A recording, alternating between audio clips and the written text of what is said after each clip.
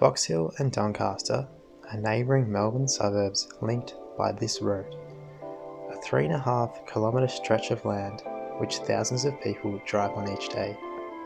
But little do they know of what hides below their tyres. During the late 1800s, this road once carried Australia's first electric tram line, a history-making service which has since been lost and replaced by the hard, lifeless asphalt we drive on today, as if covering the scar of a failed and inefficient form of transport to make way for our convenient and reliable petrol cars. Despite this modern landscape, the line still exists, different from its past self, but it's there. So like it's 1889, let's take the tram to Doncaster and retrace the track.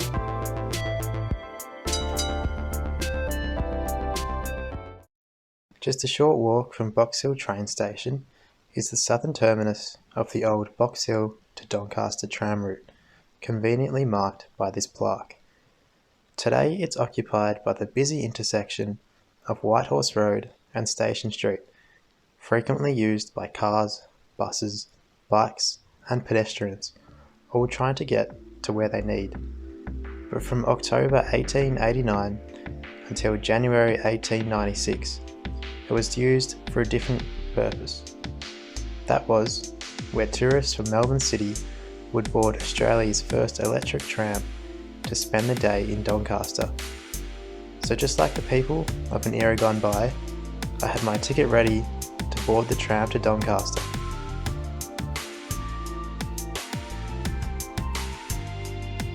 Today's tram is vastly different from the one that once rattled down this street. Other than the obvious size difference, our tram today is fueled not by electricity, but by, well, at least partly, by the banana I had just before. So we're making history, not only being the first time a tram of any nature has travelled this route in 127 years, but the maiden voyage of the world's first banana-fueled tram. At least I assume so, as I doubt anyone else has carried a toy tram 3.5 kilometres down this route. Since the closure of this line, both suburbs have grown together, both in size and culturally, to adopt a city-like identity. But prior to this, they were small agricultural townships. This tram service provided a link between the two neighbouring towns, but ultimately joined Doncaster to the rest of Melbourne. The service primarily transported day tourists wishing to visit Doncaster, which at the time was known for its observation tower. This tower was the main attraction and the pride of locals, permitting travellers a vast view of Melbourne, Port Phillip Bay and the mountains.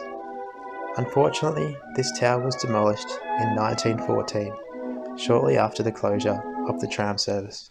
The journey to Doncaster was considered quite rural, seeing the tram roll through orchards, paddocks, farmland and over creeks, vastly different to the urbanised landscape we are familiar with today.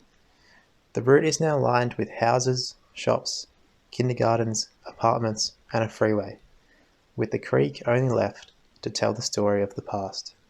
Anyone familiar with this road knows just how steep the hills are. Today some cars struggle to ascend them, so just imagine an 1800s electric tram doing the same. To combat this, an engine house located at the Bushy Creek, just north of Wimmera Street, supplied the electricity needed to transport travellers.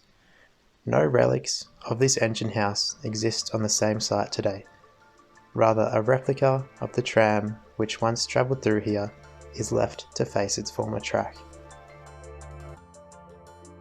After crossing over the Coonine Creek and the Eastern Freeway, the Doncaster terminus was in sight. It is here where the name of this route changes to Tram Road, which is a nice nod to its history. Now just the tram's length away from Doncaster, with the full effect of the hilly route kicking in, making me consider if just one banana was enough to fuel the journey.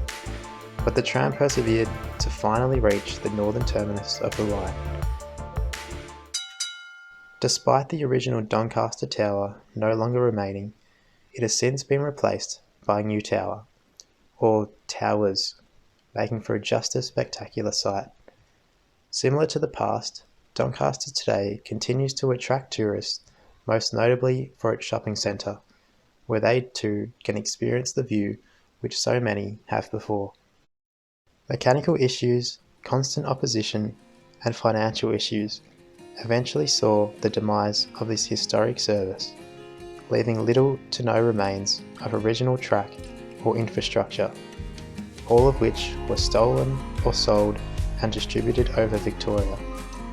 Although only running for 7 years, it holds major significance, laying the track for the Melbourne tram network we know today. But as these two suburbs continue to go together into the future, we are only left to wonder how the tram route may have shaped them had it been here today.